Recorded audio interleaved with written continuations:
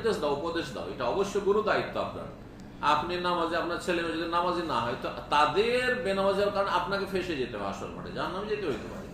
যে আপনি দায়িত্ব পালন করেন, তাদের নামাজ শিখাইতে হবে, নামাজের তরবিয়ত দিতে হবে, 7 বছর থেকে শিখাইতে হবে, 10 বছরে চাপ সৃষ্টি করে নামাজ পড়াইতে হবে, এসব গুরু দায়িত্ব রয়েছে।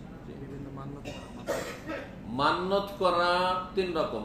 যদি আল্লাহ ছাড়া অন্যের জন্য মান্নত হয়, মাজারের জন্য, দরগার জন্য, হ্যাঁ, তাহলে শিরকি মান্নত। আর যদি এমন কোন মান্নত করা হয় যে মান্নত গুলিতে শিরিক তো নাই, কেন বেদাত আছে, আমার আল্লাহ এই কাজটা করে একটা মিলাদ করব, হ্যাঁ, কি করব, মিলাদ করব, হ্যাঁ, তাহলে বেদাতি মান্নত। আর শরীয়ত সম্মত মান্নত মানে জায়েজ মান্নত, আল্লাহ যদি আমার এই কাজটা করে দেন তাহলে আমি এই মসজিদের মুসল্লিটিকে খাওয়াবো, তাহলে ফরজ করে নিল। এমনি খাওয়ানো নফল ছিল, নফলকে সে এই মান্যতের কারণে কি করে নিল, ফরজ করে নিল। মান্যত যেন তার অবশ্যই পূর্ণ করে, মান্যত পুরো করা তখন ফরজ হয়ে যাবে।